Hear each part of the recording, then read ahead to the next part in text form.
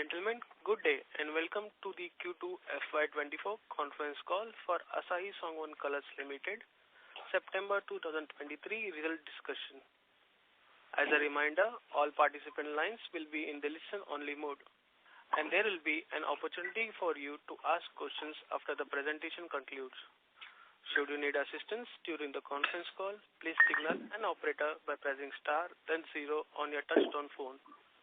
Please note that the conference is being recorded. I now hand the conference over to Mr. Abhishek Mehra, sir. Thank you and over to you, sir. Thank you, Akshay. Welcome everyone and thank you for joining this Q2 FY24 earnings conference call of Asahi Songwon Colors Limited.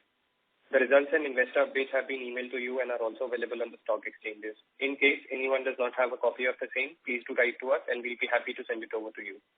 To take us through the results of this quarter and answer your questions, we have with us today Mr. Gokul Jay Krishna, Joint Managing Director and CEO, Mr. Arjun Jay Krishna, Executive Director, Mr. Mitesh Patel, Executive Director, and Mr. Saji Joseph, Company Secretary and Compliance Officer. We'll be starting the call with a brief overview of the business and the financial performance in Q2 FY24, which will be followed by the Q&A session. I'd like to remind you all that everything said in this call reflecting any outlook for the future, which can be construed as a forward-looking statement, must be viewed in conjunction with the uncertainty and the risks that the company faces.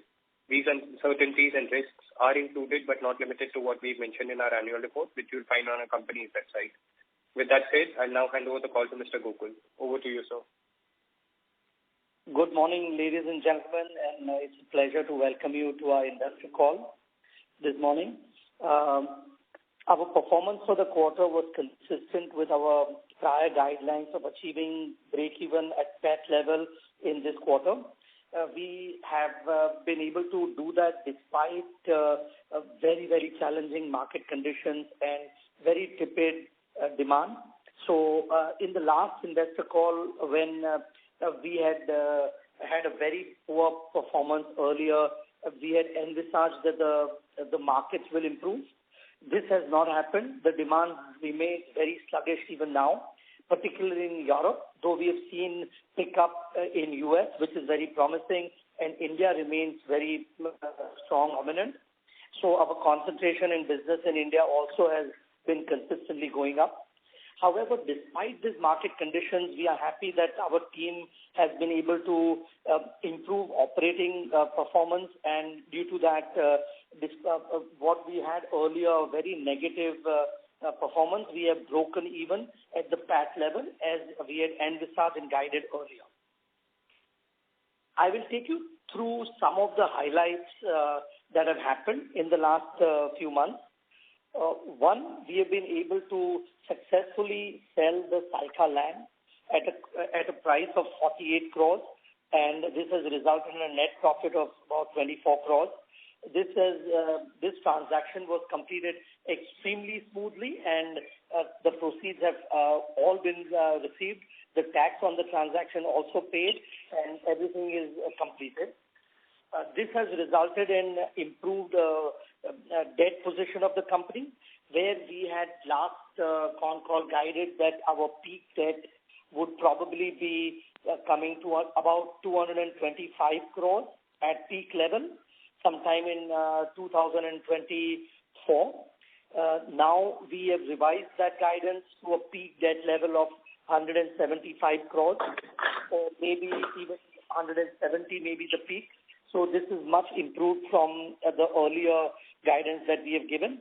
This is based on two things. One, the sale of land, which has brought in free cash, as the land was not going to be utilized after our move to buy the pharma business and put up a new greenfield project of pharma at Chhatral. So this went on very smoothly. The second reason for improved guidance on the overall long-term total debt would be our improved cash flows. So all three verticals are showing improved cash flows despite not being very profitable. And so that is one of the highlights. The second one, this is a major one. Just on Dussehra, 24th of October, we have commissioned and broken ground on our greenfield project of Atlas Life Sciences in Chhatral. So the intermediate section of Atlas in Chhatral is now operational from 24th of October this year. This puts us in a much better position for the next 6 months at our Atlas order site as well, because we hope to be completely self-reliant in two of our main raw materials, N1 and N2, from the month of January itself, or January of 24. The third fact that I wanted to just bring to your highlight, and then Arjun, our Executive Director, will go more in detail and give his views on it. But our ATC team at Dahej has done extremely well, and despite very, very challenging demand scenario and no improvement in the market, we have EBITDA broken even at ATC finally, as we had foreseen. Except the fact that we had not foreseen the demand to be this weak. So we are happy that despite the poor demand, we've been able to have a EBITDA break-even coming up. And we look forward to demand improving in the next quarter, or definitely in the last quarter of the financial year. And then that will have us very well placed going forward. The final thing, on a consolidated basis, where we had a PBT of negative 7.5 crores, we are nearly breaking even on a PBT basis on a consol basis. So this is reassuring in the current circumstances when markets are very challenging, and gives us a lot of hope that with the efforts that our team has put in to reduce costs and improve overall performance, we should be able to take advantage of the markets when they revive and get back to normal profitability levels. With that, I would like to hand it over to Arjun to give his views on the recent performance. Arjun, over to you. Thank you so much. Good morning, everyone. I'll run you through a quick summary of the performance and update you on the recent performance for the ATC part of it, and briefly touch upon the API segment as well. So we continue to witness improvements in our AZO business, as has been mentioned by our CEO right now. In the last quarter, we operated at around 40 to 45% capacity utilization. Despite a challenging market and challenging market conditions for AZO pigments in general, our performance in this segment is showing progressive improvement. So this quarter, we successfully were able to launch a few new products in the red pigment range as well. And these continuous product additions have played a pivotal role in scaling up our AZO business despite the poor market conditions. On the yellow side, our capital expenditure for expanding our capacity in the yellow pigments remains on schedule, and we anticipate that we will have it completed by Q1 FY25. As the market conditions improve, whenever that may be, we are confident that our AZO business will reflect the positive returns on our investment. And while we achieved break-even at the EBITDA level for the AZO business this quarter, our subsequent goal is to reach break-even at the PAT level in the forthcoming quarters. So, it is a challenging time to continue and improve on the performance. However, the team is working really hard, and we are exploring several new opportunities in terms of launching new products, as well as trying to expand our customer segment in the AZO, so that we are well positioned to grow even in these bad conditions, and be ready and well positioned when the time comes for us with the market picking up. Turning now to our API segment, I am extremely delighted to announce the commencement of our commercial production at our intermediate plant this week. This move will significantly assist us in sourcing two of our crucial raw materials, which are essential for the APIs we produce. We project the ramp-up of this intermediate facility by the end of Q3 FY24, which will in turn enhance our margins in the API business. The remainder of our progress is The remainder of our capex is progressing, as planned and is set for completion this quarter. On a consolidated note, it is evident that our business is nearing the culmination of its current capex cycle. Each of our business segments is steadily advancing past their challenging phases. And while a surge in demand might still be a few quarters away, we remain steadfast in our belief of achieving a sequential improvement in our financial performance, and we hope that we are able to use the momentum of the last month in both our as well as API businesses to motivate the team to keep working harder and keep this performance and the slow but steady growth ongoing despite very challenging conditions, and hope to give a good performance in the coming quarters as well.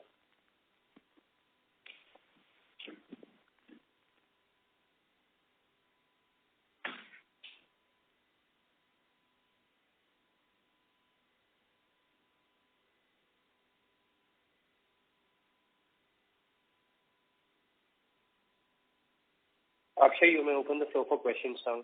Okay. Thank you very much.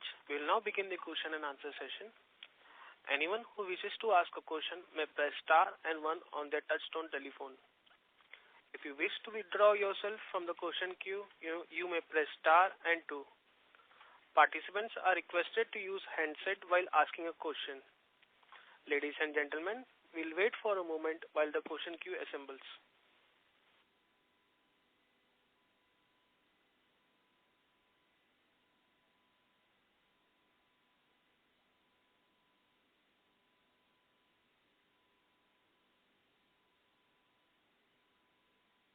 The first question is from the line of Aditya Ketan from Smith Institutional. Please go ahead. Yeah, thank you for the opportunity. Sir, my first question is, sir, you mentioned in your opening remarks that demand continues to remain weak.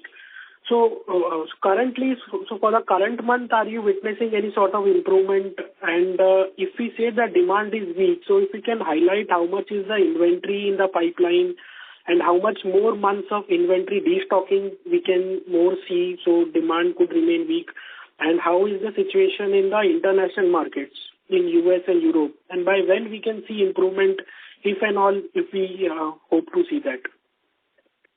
Sure. Thank you for your question. What is your name again? I missed your name. Hello? Yeah, what is your name again? I just missed your name. Aditya Ketan from SMIFS Institution. Yeah. So, good morning, Aditya. Thanks for your question. So, to answer your question, the demand still continues to be very tepid and weak. To be very honest, I don't see an immediate demand revival this month or next month for sure. It may be January, February, March at the earliest that we would see a demand revival. In my view, the latest could be by April, May. That is the kind of time horizon, in my view, that we will see in terms of demand revival. So at least a quarter and probably maximum 2 quarters before demand revives.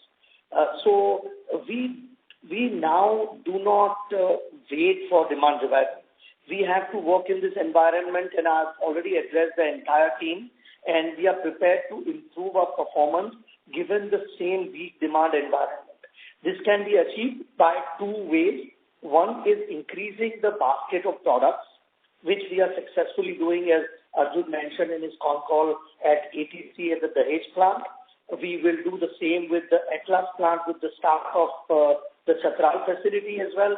And we have also, so that is increased number of products, and the range of products is one way to mitigate the weak demand scenario. And the second is by increasing the breadth and the number of your customer base. So we are approaching new customers, and we are doing this successfully in 2 ways. In ATC, of course, we are new and we are approaching a lot of new customers, gaining new customers. With the old View business, we have gained some customer base in India as well. So the business in India, where the demand is good, we have strengthened and are improving as a percentage. It's already now 40% 45% of our overall business, which it used to be at 10%. So these are the two strategies we apply to, so that we are not reliant on just demand revival. When the demand, we should be prepared for demand revival in a way where we are, where we reduce and improve our cost efficiencies. So whenever the demand revival comes, we find ourselves in terms of cost as very efficient, better than we were before, and two, with a more a broader range of products and increased range of customers. That would probably put us in the best position to take advantage of the demand whenever it comes. This is what we can control and impact ourselves. The demand itself, we have no control over. So we do not want to worry much about the demand. We don't care if it doesn't come for the next 3 months. We will still continue to improve our Q-on-Q performance. Okay. Sir, is there any situation of an excess inventory still into the pipeline? And so that is also like... So good question. Sorry, I didn't answer that earlier. So this problem is now already sorted out. We had a huge problem of inventory overhang, for which we suffered losses over the last 6 to 9 months, as you all know. That is why that was one of the key factors why our performance was negative at a PAT level and even slightly negative at EBITDA level. These days are over. So I will take you through all the 3 verticals so I answer your question very directly. So in the blue business, our inventory today stand at 600 tons, where it stood at 1,400 tons in November of 22. We were at 1,400 to 1,500 tons. Today we are at 550 to 600 tons. So, and whatever inventory this is the minimum inventory we like to have, because we make about production of about 1,200 to 1,300 tons of blue. So holding a 5 to 600 tons, 10 to 15 days inventory is the bare minimum we need to do for our customer. Also, the inventory that we now hold is not high cost inventory, because the prices and the markets have bottomed out, and we are not seeing in the last 2-3 months any deterioration in the market. While there is no demand revival, there is no deterioration further, and inventory overhang is completely over. So now there is no inventory sitting on our books where it will result in losses as it did for 6 months. With Atlas, at Odor, our inventory levels are at absolutely close to zero on the finished goods side. We have no inventory, not even a week's inventory. And we are booked at Atlas Odor in the pre-gathering business for the next 45 days. This is the first time in the last 12 months that we are sold out for a month and a half or 2. Earlier, we were fighting to sell material because the markets were weak.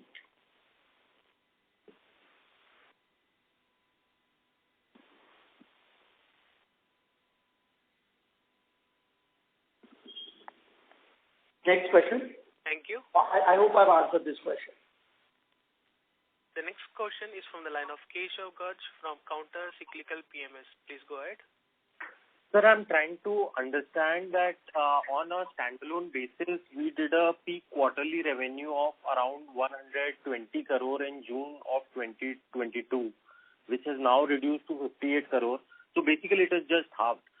So if you could just give us some idea that how much was the volume degrowth and how much was the realization degrowth from peak till now? So prices have come off by about 25%, and volumes have come off by about 35%, 40% even.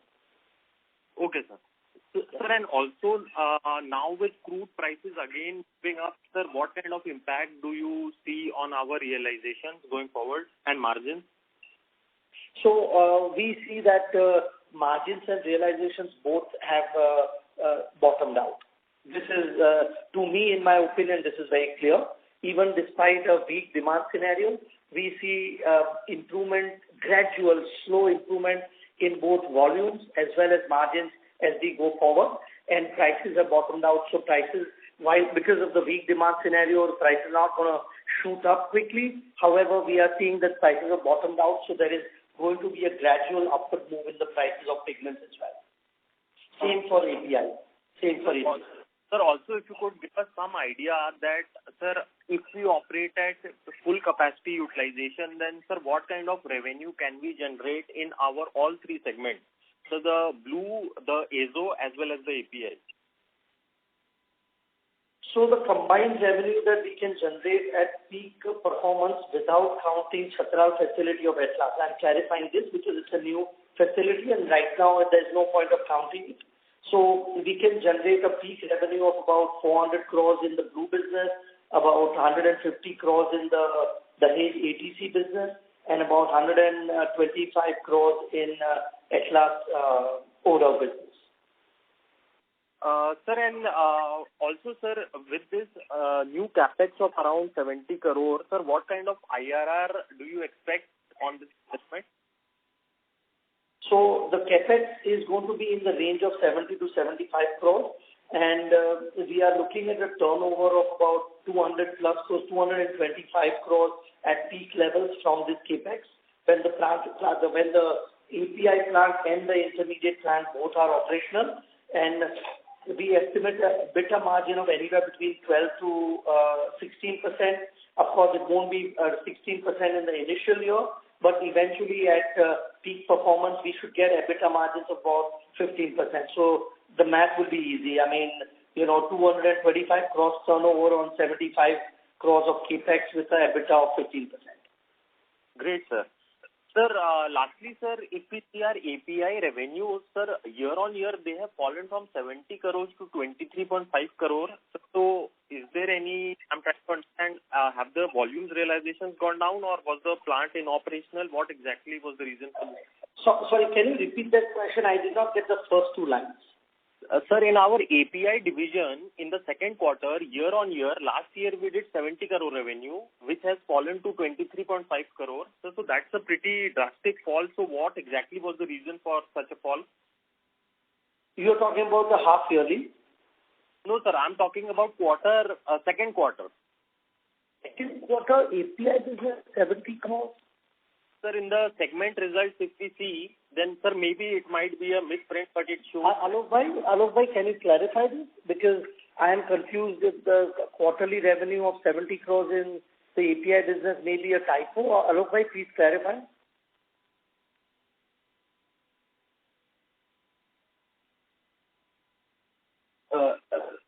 One minute.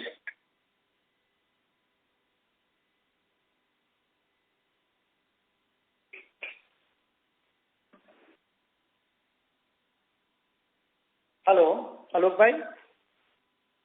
Yeah. Sir, this seems to be a typo. Yes. Okay, sir. Yeah. So thank you very much and best of luck. Sorry for the typo. I mean, no problem. But yeah, so I'll still take the question. So there is, I mean, obviously it's not that drastic. There is some reduction in the overall turnover. The typo is in the prior quarter. This quarter, yes, your number is right, 25 crores, and it's below, slightly below our estimate, but not in a huge way. I attribute that again to a combination of weaker demand, so the volumes were lower by about 15% in the Odo Atlas facility, and the prices were off. The pregabalin main product prices fell from 4,000 to 3,000, so about 25% reduction in prices. So this was a combination that resulted in some depletion in the turnover. In October, November, December of this year, we see that the turnover should be inching back to its quarterly norm. Great, sir. Thank you very much. Thanks. Yeah. Thank you. The next question is from the line of Vaibhav Barjatia from Honesty and Integrity Investment. Please go ahead. Hi, sir. Thanks for providing the opportunity. So I have a couple of questions on the pigment business and a couple of on the API business. So first on the pigment one, so see from a relatively longer term perspective, we see, some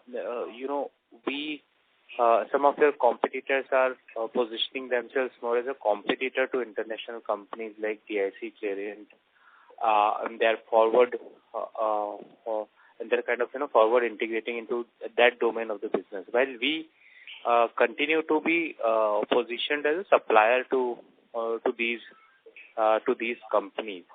So any thought on how whether you want to make that transition at a later date, or you think that transition just doesn't fit our business profile?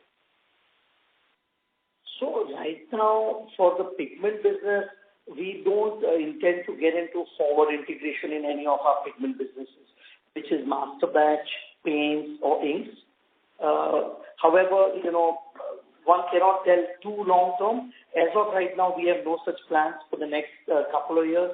As Arjun mentioned in his introductory speech, we are coming towards a long capex cycle, probably one of our most aggressive capex cycle in the history of 25, 30 years of our existence. This has run the last 24 months and is coming to an end in the next a few months, in the next 3 to 4 months. We have only about 20 crores of capex to go, 10 at last Chatral Greenfield project, and about 10, 12 at the ATC Yellow expansion. That would be the end of our capex cycle, and then we go into a year or two of your consolidation. So we have no future plans of capital allotment to expansions right now. We would like to rather fulfill the potential of the existing capacities. Arjun, do you want to comment on it? Anything you have? Yeah, so sorry, sir, just to interrupt in between. But, so for example, I don't know, my understanding might be wrong here, but for example, the guy like Sudarshan, they always say that DIC, Clariant, these companies are their competitor. While for us, I think they are our customers. So I just want to understand that why this is the difference and whether you want to migrate upwards. No, we are happy to be having DIC and Horbeck and Clariant as our customers. And they are excellent companies, and we have a lot of potential to grow supplying to these companies. Arjun, you want to comment further? No, I think you said it. You said it perfectly. But to answer that question, yeah, I think we definitely one of the things we pride ourselves in is being the lead and primary supplier to the top in the world. For example, DIC Sun. We are also lead supplier to Clariant.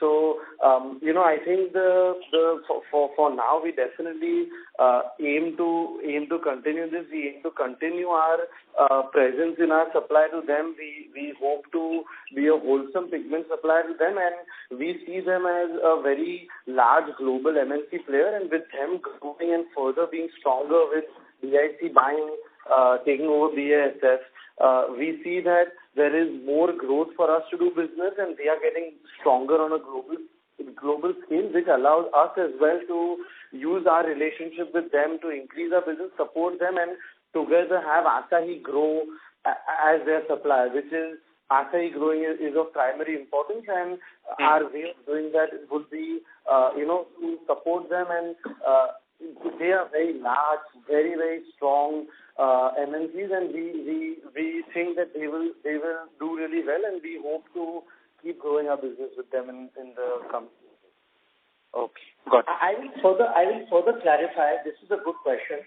So do not mistake what me and Arjun said, meaning that we are not competing with them.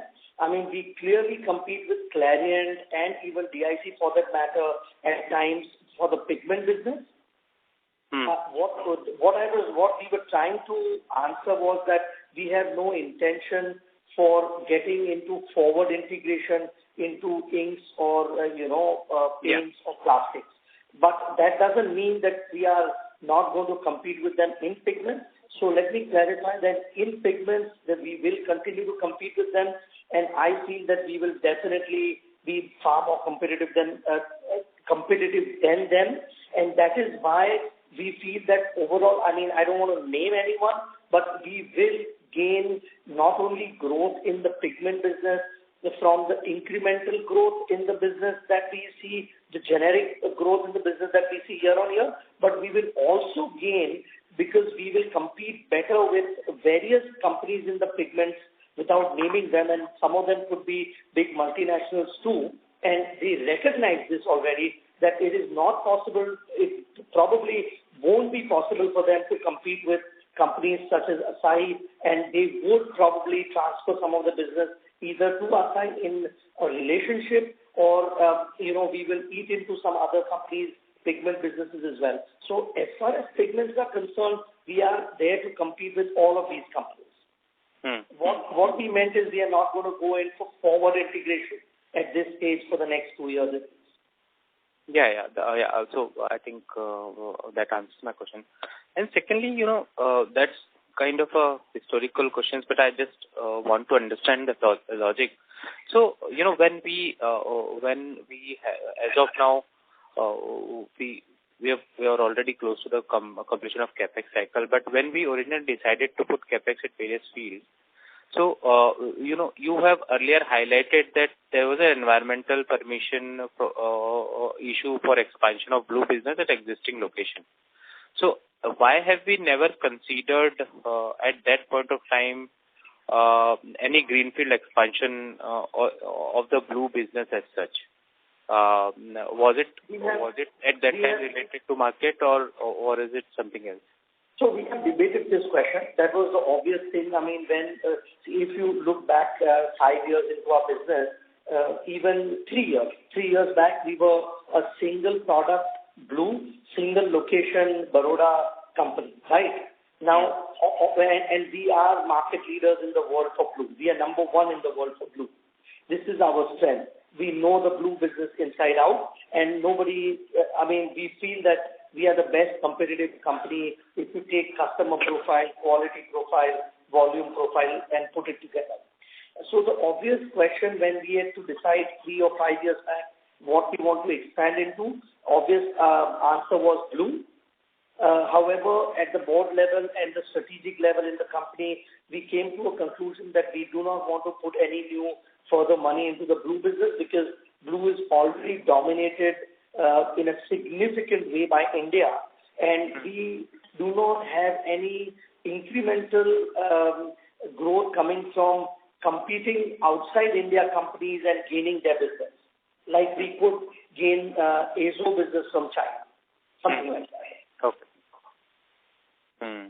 So we have strategically decided, and we stick to that we will not expand or put capital into the blue business on a greenfield expansion side, because also what that would do is that would in a way be hitting our own business, because we would have to then approach lower quality customers with lower margins, lower pricing, and that would hamper our business with our quality customers that we have. Okay, got it. Understand. And now coming on to the API side. For the introduction, Mr. Vaibhav sir, may we request that you return to the question queue for the follow-up questions, as there are several participants waiting for the turn. Sure, I will come back to the question queue. No problem. Yeah. Thank you. Thank you, Vaibhav. The next question is from the line of Dhiren Anuragi, an individual investor. Please go ahead. Hi, sir. Am I audible? Yes, sir. Please yes. Go ahead. Okay. Sir, firstly, congratulations on commissioning of the new project. I think it is especially commendable that you have gone ahead with this project even during the current industry scenario and have completed it on time as you have committed. So kudos on that. My first question is regarding the new API site only. I think in the AGM before you have communicated and even today that the turnover potential of the site is 200 to 225 crores. So I just wanted to get some clarification that this includes the value of intermediates also which will be produced, or you're only talking about the external sales potential of this site and the value of intermediates which we consume internally is different? Thank you for your question. Thank you. We always like individual investors to be on the call, so thank you for being on the call. And your question, Arjun, can you take that question? Hello? Yeah. Yeah. Thank you for your kind words. And to answer your question, the turnover that we have real would be the turnover from sale. So internal use would be over and above this. Just to understand, sir, if we add the intermediates as well, or if we take them at market value, then what is the value of production out of that site? Is it like more than 250 crores? Because we're talking about an impressive 4x asset turn then on a 70-75 crore capex. So if we include the value of intermediates, then what is the value of production from that site?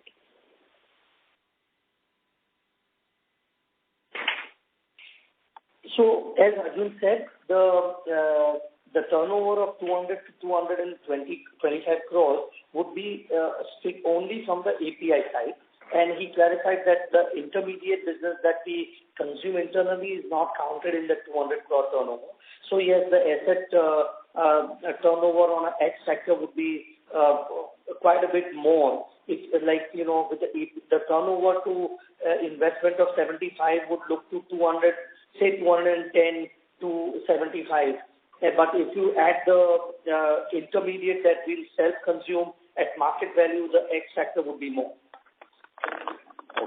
Okay. The turnover that would be, I think, in the range of about 60 odd crores or 70, Mitesh. Arjun, any number that you have? What the intermediate, the two products that we make, if we self-consume at market cost, what it would be? The total site potential turnover would be 350 to 400 crores. Yeah. So I would say added 100 to 120 crores would be what the intermediates would be considered at if you consider it at market value that we'll consume internally. Understood. Okay. So this is quite impressive in terms of the fixed asset turn. So we are able to achieve this because the 70-75 does not include the value of land which we had acquired from the subsidiary. Otherwise, this would have been lower, or is it like we are doing N-1, N-2 manufacturing and that is why the asset turn is higher? Because if we compare it to what the current fixed asset turns for many of the API plants coming up, even 3 is a very impressive number. So here we are talking about at least more than 4, 4.5 maybe, if we include the value of intermediates as well. I think you answered part of it yourself. I think the N-1, N-2 is a very large factor. That is the reason we have done this project. Apart from this, we also, the projections they are giving, although achievable, we will have to work quite hard to get them. We have a state-of-the-art plant now, so we are hoping that these numbers that we've given, they are of we would be able to get a slightly better price and go to slightly better markets as well. Where right now we would be in the more unregulated markets, we would move to slightly more regulated markets. So that would be one reason. The N-1, N-2 obviously is the largest.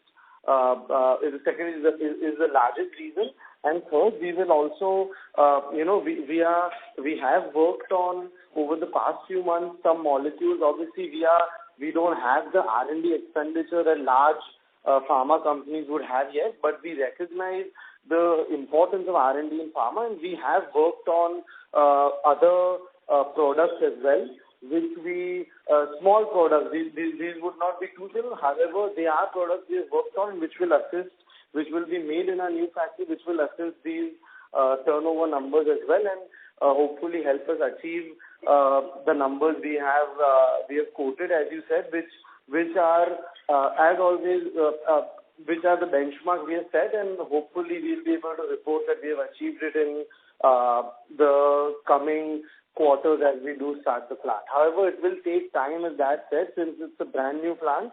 But once it is all established, in the long term, we should be able to achieve these numbers. Okay.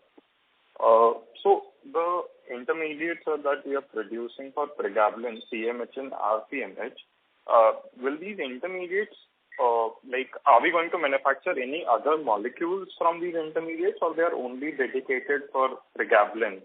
Or if you're going to leverage this for some other API as well, which we may not do currently? No, we would be, as of right now, we have targeted it only for pregabalin, two intermediates. And if we have anything in excess from what we use, we would probably be selling it into the market. Okay. And if I understand a similar strategy to what we have done in the blue pigment business.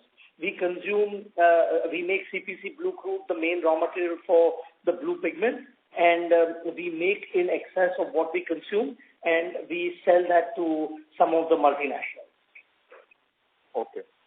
So in pregabalin, post these two intermediates, would it be safe to say that we would be the most integrated player? I think it's a 4-step process, and we would be covering it till the very first step only.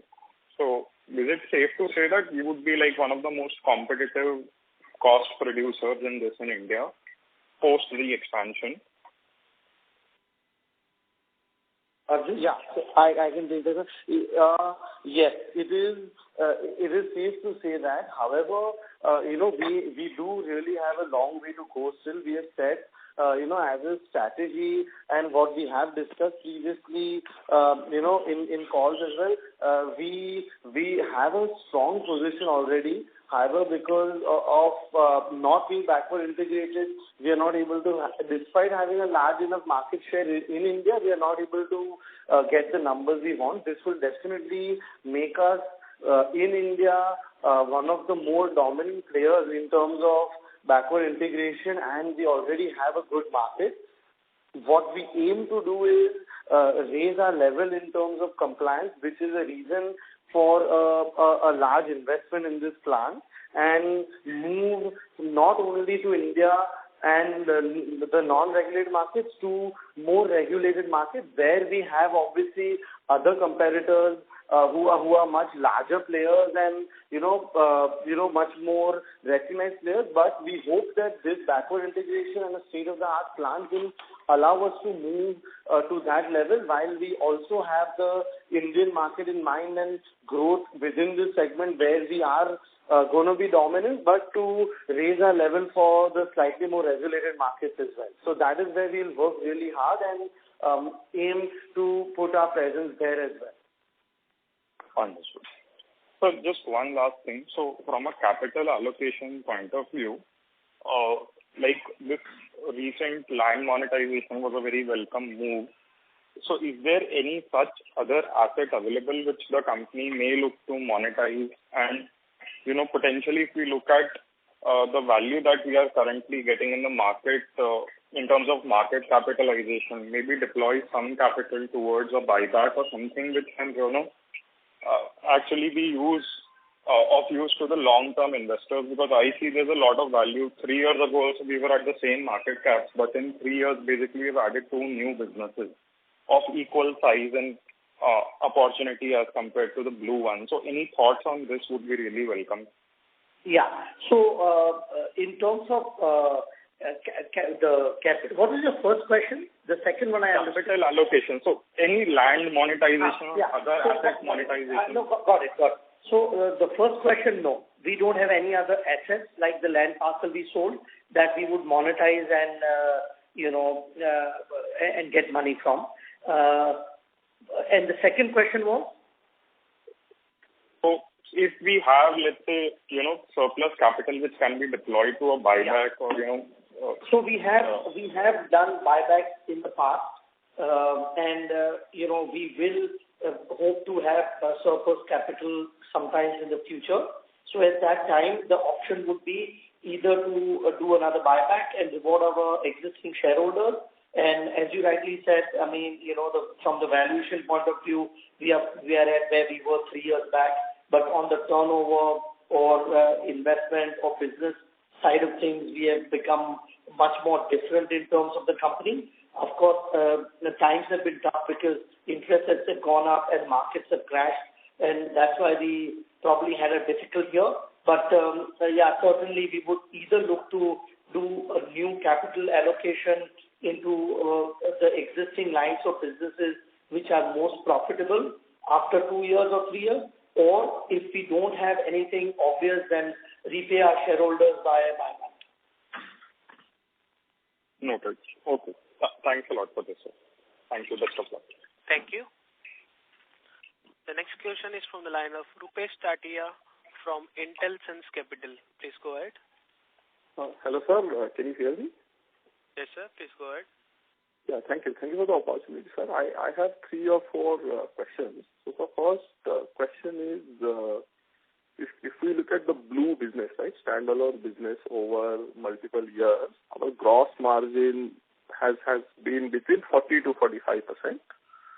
But in last maybe 10, 11 quarters, it has really reduced. And we understand because of whatever chemical price inflation, whatever has happened. So do you now see that, so this quarter we have seen improvement because the gross margin in blue business has gone to 37%. So do you now expect that we will be in this 40 to 45% range in blue business going forward? So we have, Rupesh bhai, always been in that 40 to 44% odd range generally. If you take a little up and down, but generally in that range. And of course, because of the exceptional poor market conditions, we had gone down to really, really bad levels. We are recovering. We are at 37.5% now, and our aspiration would again be to get to 40-45% range. However, I do not see it going to 45% anytime in the next couple of quarters. Okay. That's good to know. But I do see improvement, and we would be unhappy if we aren't at 40 or slightly above. Okay. And another question, sir, is in this intermediate plant, what would be current gross margin of Atlas Life, and how would it move once we start consuming these intermediates? So Rupesh bhai, I'll honestly not like to dwell on that right now because we ourselves are very new at it. So to give any we normally if we give any guidance or comment forward looking, I normally am very, very precise and accurate, and we hope that we live up to it. With the API business, you can understand, very new, so it will be very difficult for me to guide on the impact of the intermediate business. However, this I can tell you that overall EBITDA margins of the API business that we are in, the final API business, should improve because of the intermediate. That is why we went into this business, and it should improve from, say, EBITDA level of 6-odd% to 12-odd% to start with. That is good enough, sir. And another maybe supplementary question to that is the capacity we have it to intermediates. How much do we need for our own consumption, and how much would be external sales?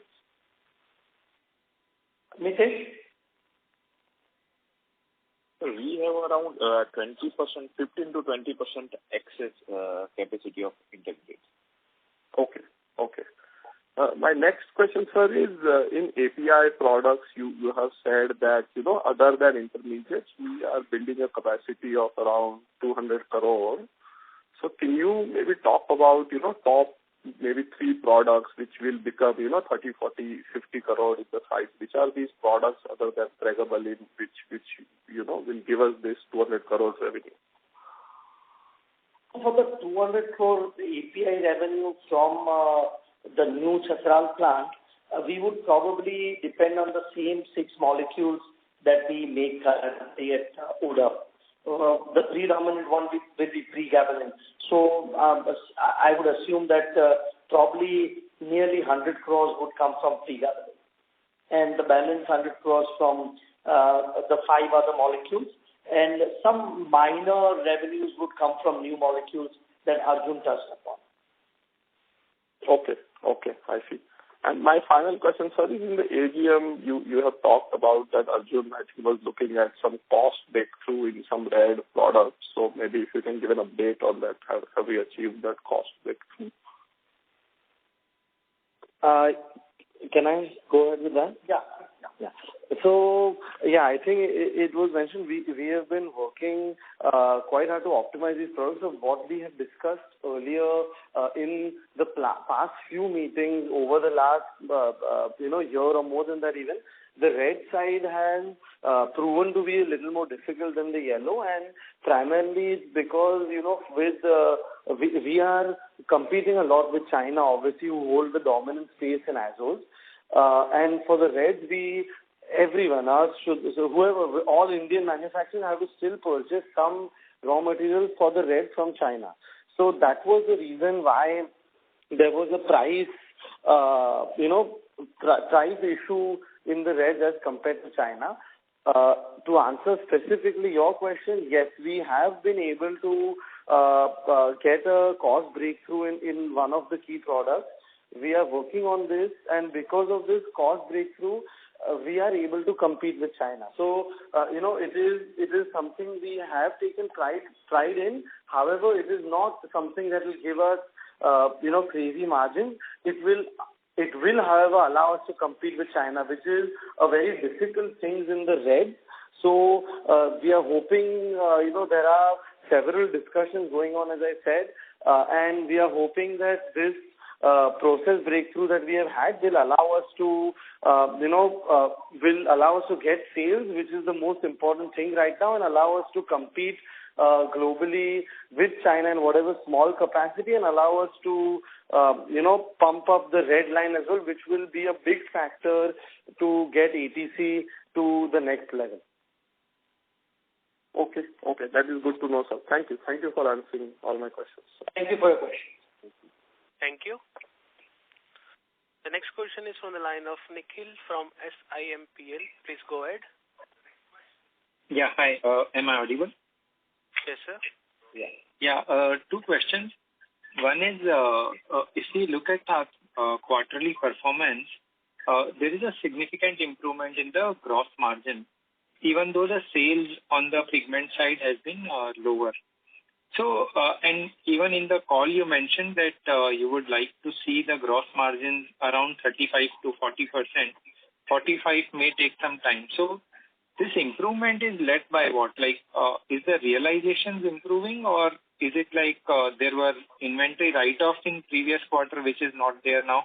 Just some light on that. Arjun? So, to answer your question, I think, as you've analyzed correctly, despite despite the turnover not being better, we have improved our margins. There are a few factors here.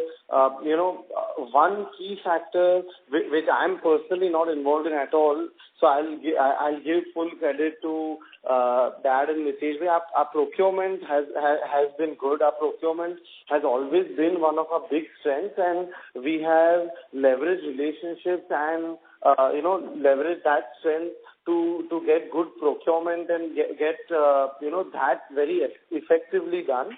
So that is one reason why our margins are better. Second, what we have discussed earlier as well, it is a matter of despite the margin, despite the market being bad, we have seen that globally inventories are starting to reduce. So people are now, despite poor markets, having to buy products. So we have always tried. We have always made sure to pride Asahi as a very, very high quality manufacturer, which we will always hope to sustain. So we have seen this purely because of us still maintaining a very good quality product, good procurement efficiency, and hence we have seen a comeback, to some extent, at least in the margins, despite demand not yet coming back fully. Okay. Second is... Just to add a sentence to it, the inventory overhang that we had was causing some of the pain earlier. This inventory overhang, again, I repeat, is over. Okay. So whatever happens to the pricing, you believe this 35 kind of so between 30-35 is a sustainable margin, and moving to 40-45 will depend upon how prices behave. Right.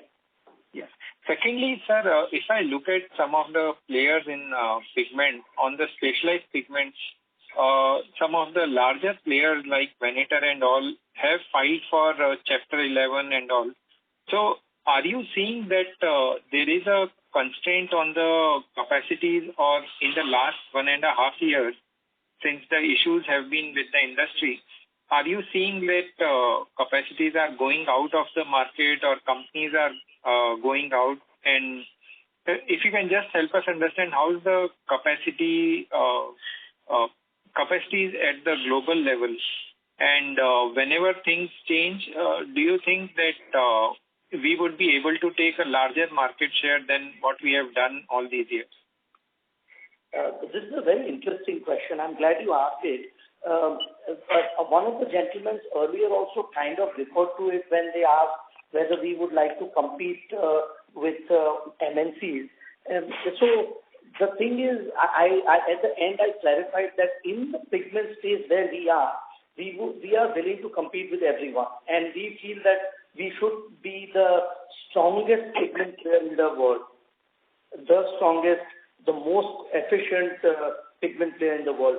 So what is likely to happen is some of these bankruptcies that you see randomly globally will probably continue because they are going to not be able to compete with the likes of us. It's not just me, but maybe some other companies as well, and the likes of India.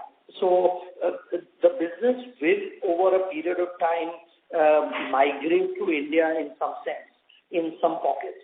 And we would be happy to take advantage of that business and maybe even partner with some companies if they would like to, phase out their capacities and make it with us. Okay, and just last question. See, we've seen in many commodity kind of businesses that the MNCs eventually try to get out of the commodity business and try to go higher in the value addition or the specialized kind of a product range. And this is across industries which are not even related to pigments, but in other chemicals. Are you seeing, in last 2-3 years, what we have seen is there is a lot of consolidation which has happened, change of hands from Clariant going to Hubeck, and so many things happening. Are you seeing that on the commodity plus kind of a segment, there is a gap which is getting created with players exiting? Yes, certainly. And this will continue at, in sporadic periods of time. But yes, there is a gap that is being created, and there is a gap that is likely to happen going forward. That is one of the reasons why we put up this plant at the age for ACs. Okay. Lastly, if we have to fill in this gap incrementally, what would be the 3 or 4 key priorities which we would have to work on? I know our brand in the blue and in the pigment space is pretty strong, but other than that, what additional we would need to do? We have the capacity, we have the brand, but other than what are the key requirements you believe the company has to fulfill in order to capture a larger share? Yeah, so just this question you asked is for the blue, correct? Yeah, blue. Yeah. So, I think, what you mentioned, those are two important factors, obviously, that we do have a brand value globally, and also we, continue to have a good product. Now, in order to increase or, expand our share, I think we have many times mentioned earlier as well, I think it was in previous meetings, AGMs as well, that we have always maintained a very high level of customer level. We've always only taken the absolute top clients, and there was a reason for this, which is because we have had these large clients buying consistently from us month on month for years. In order to grow the blue business, I think it is important for us to maintain our quality despite increasing our cost efficiency as best we can. So not to change the product too much, and at the same time, make sure to be probably a little more aggressive in certain customer acquisition and activities such as that to gain other high quality customers. But in terms of the blueprint and how we make the product and stuff like that, we continue to keep the same. In terms of brand value, there is still work for us to be done, and there is still globally opportunities for us to take, which will require us to have probably a little better distribution channel and target maybe certain areas and well-established companies which are not probably as large, and increase our distribution network there so that we can grow our business despite keeping the quality standards that we have always kept. Sure, I'll come back in with you. Thanks. Thank you. The next question is from the line of Pratik Kulkarni from Kamayakya Wealth Management. Please go ahead. Hello, sir. I just wanted an update on the approval from the European authorities for our API business. We wanted to enter that segment as it's more regulated and can give better margins. What is the question? I wanted to know the updates for the approval from the European authority in our API businesses. Oh, we have yet to. I mean, that is our ultimate goal. However, we are very new. So the Chhatral plant just started 24th of October this year. So we get the intermediate plant running, then we get the API plant running in the next 3 to 6 months, and then then we apply for European accreditation. So it's a long way to go yet. But yeah, we do definitely aim. We have put up the greenfield plant with the aim to get European accreditation. Okay. And on our Azo side of business, we were looking for approval from customers in the European region. But as we can see that the European region is currently going through a tough phase, then are we focusing on these approvals, or our focus is shift to domestic markets? So I'll take that question. So in terms of our focus, the European, as you rightly said, the European economy is going through a difficult time. Companies that are going through a difficult time, coupled with the general slowdown in the chemical industry, is why we have not yet had large orders and breakthroughs there. It continues to be a market where we feel there will come demand. Demand will come back, and we will continue our exercise with them, continue to use our relationships in Europe, which we have worked on for a long time, and make sure that we have approvals in place, trial orders, try to get the trial orders out and in place so that when the demand comes back, they are able to look at us for commercial orders, because these are very time-consuming efforts with the MNC, since they need several step approvals, whether it is from the lab to the pilot to the plant trials, and then subsequently their customer approvals as well. So, it's a long process which we will continue to do, and we hope that when the market returns, it will be a fruitful exercise for us, even though we've had to wait quite some time. In the meantime, as you rightly mentioned, the domestic market is doing better than the European market.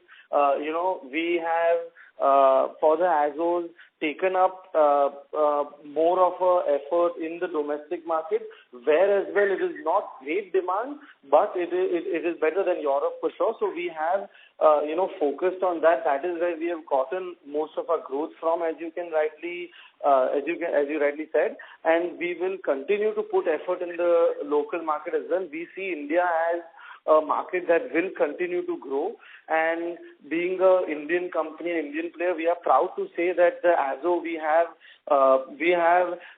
done a lot of work in India, and a lot of the current growth has come from domestic sales. So while we continue to work on our European customers, and we are very hopeful that whenever, maybe not immediately, but in future quarters, when the demand there rises and comes back, we will be well positioned to also leverage that business, putting the Azo business in a stronger position at that time. Okay, sir. Thank you. That's from my side. Thank you. The next question is from the line of Praveen Sharma, an individual investor. Please go ahead. Hello. Hello, am I audible? Yes, sir. Yes, Praveen bhai. Good morning. Yeah, good morning, Gokul bhai. Good morning, Arjun. Gokul bhai, I have only two questions. First is on this PG, with this API coming up, the consumption should immediately ramp up, correct? Because we will be in-house consuming the raw material for the PG. So will it reflect in the margins of PG which we are producing currently to the tune of 120 crores? Definitely, Praveen, right? The whole premise of setting up this greenfield project, one of the main premise was that we improve our pre-PG margins, which EBITDA margins were, we had a good business we bought, but the margins were always poor. So with this going into N1 and N2, starting of the Chhatral facility should improve the margins to 12% EBITDA straight away in PG, which was earlier at 6%. Okay. Because so we thought initially that is likely to happen in the very early stages also. Yeah, I want to just confirm that it will not undergo any approval from the end customer. They don't undertake approvals for the raw material supply. Understood your question. No, there is no for N1, N2, the two raw materials for PG that we just started the intermediate plant in Chhatral. So these don't require any customer approvals from a single customer of PG. Okay. My second question is regarding Blue. The Blue always has been a cash cow. And, the capacity, I didn't think in last 5 years any major capacity have come up. And the kind of end-user industry demand we see is, it is going up exponentially, whether it is automobiles, plastics, real estate, painting, and, packaging ink. But where did the demand for blue pigment first disappear? My question is it undergoing some kind of obsolescence wherein there is some alternative product which has taken the place of blue, beta blue, alpha blue, or where is the demand suddenly disappeared in last 2 years? So the second one is simple. So no, blue is not likely to see any obsolescence. There is absolutely no substitute for 15 beta blue and alpha blue, and there is nothing even in research. So there won't be a substitute at least for 5 years. I personally think for 10 or 15 years there won't be any substitute, but at least we can be certain that for the next 5 years there is going to be no substitute. The demand now where it is gone is a puzzling question. One of we have also tried to ask it ourselves and figure out what's happening. This demand scenario is generally happening not only in the blue but also in the azo market or in the, for example, the dyes market or some other big bulk chemical markets as well. But to answer the question on blue, it seems like, in a 0 or 2% inventory environment, the foreigners, the Western countries, US and Europe, were holding material for 6 months. Now suddenly, 6%, they are faced with 5 and 6 and 7% interest cost, and which they have not seen in their entire lifetime of 20 years. This made them panic, and they are now thinking of going to very low levels of inventory because it's very difficult to carry inventory at 6-7%, but very easy. It used to be easy, free to carry inventory at 1%. So their whole mindset changed. That mindset change took this whole 1 year exceptional momentum of reduction in global inventory levels, capped with that declining market conditions and declining product prices, resulted in very abnormal conditions in the demand scenario. Now, over a period of time, this will weather itself out. I think we are at the back end of the low demand environment. And though I don't foresee a sudden jump in demand, but I already see a bottoming out of demand, and probably in 3 months we will see a gradual up move in demand. You rightly said that various industries such as packaging, ink, or plastic, or paints are reasonably good businesses, and these are likely to be good over the future. And hence, I think the general business of blues or pigments in general will be, will have its cash cow status in place. Great. Okay, thank you. And congratulations on this good sale of the land. I think these are excellent opportunities, and we are, well equipped, and we have a domain expertise kind of thing in this. So I think we can continue doing that, buying cheaper land and then selling it at a higher price. Thank you so much, Pavan bhai. Yeah, I appreciate your words. Yeah, and yeah, we will keep an eye out, from time to time, if we can allocate capital where we can make some extra money for the shareholders. Is always a possibility in India, especially. Thank you. Thank you. The next question is from the line of Aditya from Securities Investment Management. Please go ahead. Yeah, hi sir. Thanks for the opportunity. I have a couple of questions regarding our pigment business. So if you could just let me know the end user industry mix for a blue pigments for us and for the industry. Yeah, so I can take that question. So for us, it is something we have discussed in past meetings as well. We had previously been a largely ink-oriented ink end-user-oriented supplier, and we had done very well over the years with this business. However, this was a thing we had realized. We have realized a few years back where we see that the printing ink specifically was a segment that is, in general, not growing. It's steady and even has slight degrowth from time to time. Yet, it continues to be a large volume segment, and there are large players that are continuing to, have very large volumes for printing ink. So we have maintained our printing business, but at the same time, we have made sure to increase our exposure in specifically three segments. One is plastics, one is coating, and one is packaging inks. So within the inks, we have increased our exposure to packaging inks. Packaging inks are obviously a pretty fast-growing segment as consumer goods continue to rise. From something as simple as additional processed foods being sold in supermarkets, etc. Those are all end segments where we have increased our focus. Plastics being another one which has shown good growth, and coatings as well. So these are the three segments where we have consciously made an effort over the last few years to increase our exposure in the blues. And for the azos as well, right from the start, we have made sure to have a much larger exposure to these products than the others. One other quick comment in terms of end application use. So we have largely been focused on water-based applications as compared to solvent-based in the blue over the years.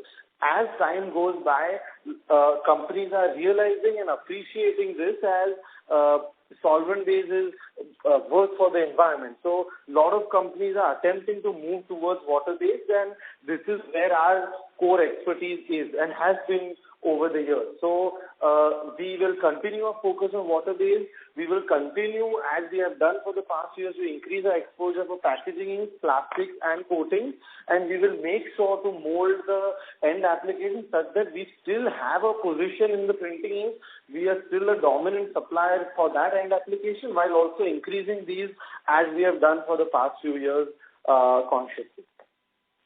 Sir, what would be the share of these three new industries currently, and what was it, say, 5 to 6 years back?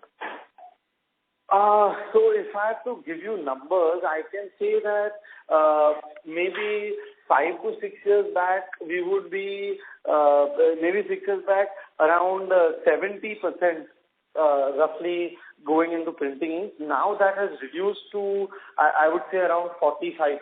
So it's been a very large change. We have increased these three segments quite a bit, and we hope to, grow these segments continuously as they keep getting stronger in the end application as well. Got it. And sir, what would be the difference in margins between all these three industries? Because I believe some industries would require higher specificity of the product. Some industries would have higher margins. Could you just help us explain which industries have higher margins? Correct. So honestly, I'll tell you, what you asked, yeah. So for example, I had some meetings with some customers last week, and within that meeting we discussed the difference between products that go into plastics and products that go into fiber grade. So the fiber grade, for example, has a higher margin and higher requirements in terms of several technical points.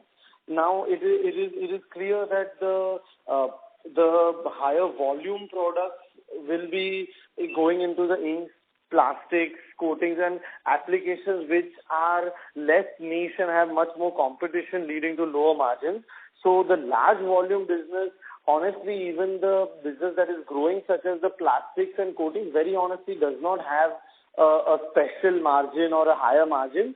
It is just a business that has an end application growth, is why we have decided to focus on it. So we are not able to get much superior margin, but it is a growing industry and we hope to grow our volumes as demand comes back. Got it. And so in the pigment business, what I understand is the chemistry of the product remains the same for a number of years. And if new players start entering the market, the margins start to deteriorate. And that is why the players tend to move up the value chain and tend to get more into higher performance products.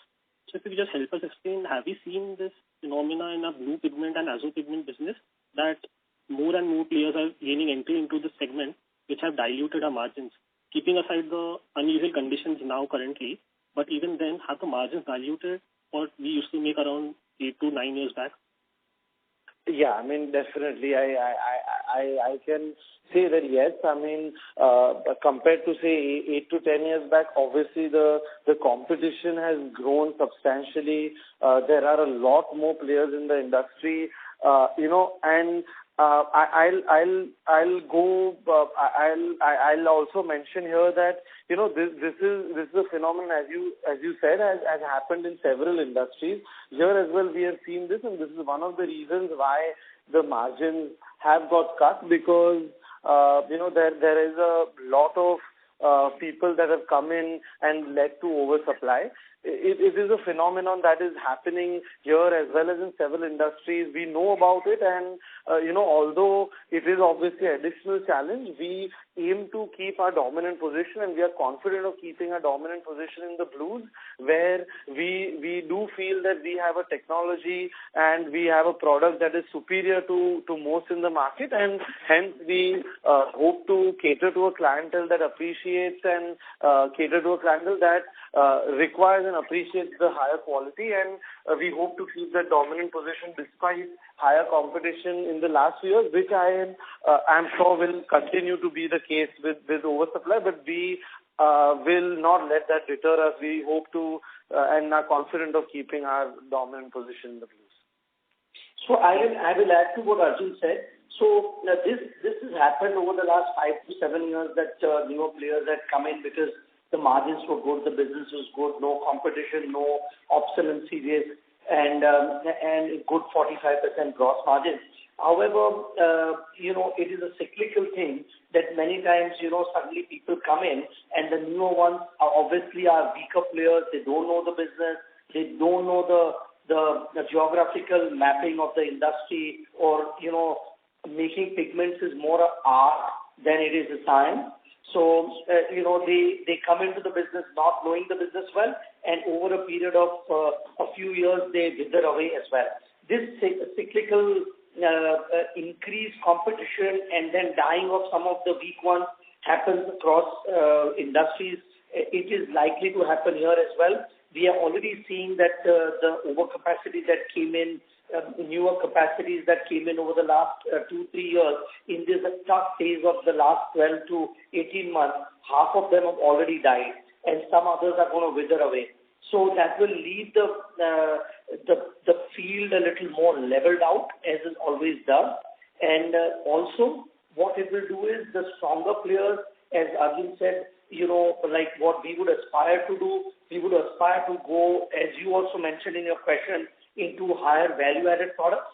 So for AZOS, for example, now that we have started with the base products and we are coming at about 55% utilization levels, as we move towards 75% utilization levels over the next 6-8 months, we will keep automatically towards the higher end of the utilization cycle, going for lower volume, higher value products, and go up the margin chain, up the value chain, and go into HPP, high performance pigments as well eventually, because we see a lot of scope in this business. Okay. And sir, what would be the difference in margins on a gross level between blue pigment and an azo pigment? Just a rough range. Blue, as you already know, earlier somebody mentioned it very well. That is exactly the margin profile, about 40%. In AZOS, it would also be similar, I believe. Probably, I would say it's similar. We are new, so blue I can comment with a lot of authority. AZO, it will take me a little while to, see how things go, but it should be in the same range. Got it. Probably 35% for the AZOS. Mm-hmm. Got it, sir. And sir, the capex to turnover cycle is slightly better. Right. And sir, what I understand is the blue pigment is dominated by Indian players, while azo pigment is dominated by Chinese players. But what I believe is blue pigment is more a commodity product than an azo pigment, which you also mentioned. So why is China more dominant in azo pigment? Because China is more of a commodity play, because they try to sell in bulk, and that is why they get the cost advantage. So if you just help us understand what has happened, which has led to China being a dominant player in the azo pigment business. This is a very long story. Blue is dominated by India. We have 75, maybe I think 85% of the global market share now, and we will probably in India get 90% even, because I even see further capacities, whatever small capacities are happening in blues out of India may die. So we may end up getting all of it. And in the AZOS, we have only about 10% of the global market. 75% is in China. Now, why this has happened is a very long story, but to cut a long matter short, with blues, the raw material availability in India is complete. It has always been that way. So the majors, when they came from Europe and Japan, they selected India as a natural partner for blue, and hence we created a great infrastructure for the blue business. With AZOS, Naphthol, particularly for the red, and also at one point of time, 5 years back, for the yellows, the key raw materials were coming from, were more available in China, and India didn't have these raw materials, the large bulk chemicals for making the AZOS. Hence, the foreign companies migrated to China first, and that is why they developed this trend. What is happening now in the yellow business, just 6 to 8 months back, India has become completely self-reliant. When we started the business a year and a half back, for the yellows, we were regularly buying from China. Today, we don't need to buy a kilo from China.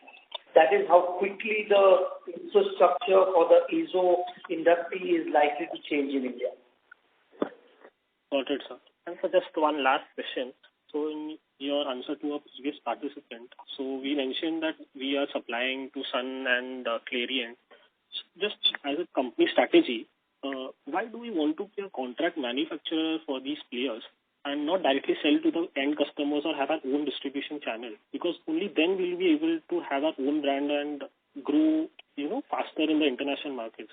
So if you could just explain what is the company strategy over here, or are the customers only looking for bigger players who have better balance sheets or have higher revenue or different product profiles? That is why they look for only bigger players and not smaller players like us. Yeah, I can take that question. So to answer that question, I think this question is blue, is it? Yes, for blue. Yeah. Okay.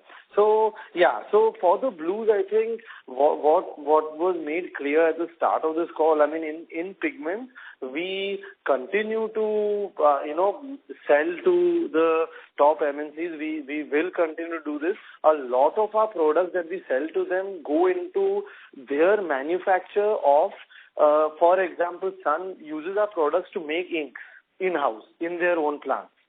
Now, here we will continue to be their supplier, and we want to be the one they supply to. Here we are able to unlock higher margins than we would by supplying to a lot of other people. So one is that. Second, in terms of the pigment supply, apart from us supplying to them for their end use, we are also able to sell in the market. I mean, we do compete with them as with everyone else when we sell our products in the market. And this will continue, and we will make sure to do this. I mean, in the pigment selling space, we will continue to keep growing ourselves and try to, increase the Asahi brand value as a direct product as well.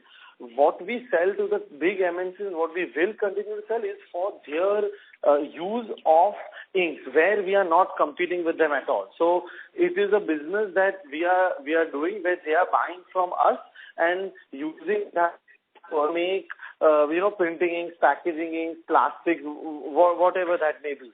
So that will continue as is, and with smaller players and with other business segments, we will use our own brand, and in that we will be competing with everybody. I mean, whoever may come. We don't have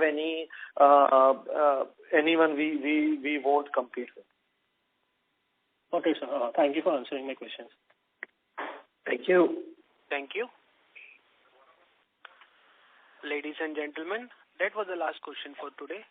I now hand the conference over to Mr. Gokul Jaikrishna for closing comments. Please go ahead, sir. So thank you everyone ladies and gentlemen, thank you for attending our Concall. I end this Concall with a very positive note and thought there is a lot of energy within the company that we have added the new greenfield facility at Atlas. There is also a lot of energy that we have broken even on EBITDA basis. Finally, after a very difficult start to the business and ATC ISO plant in Dahej, and we've already been able to monetize the Saikha land parcel at a very, very good rate and made a good profit from that.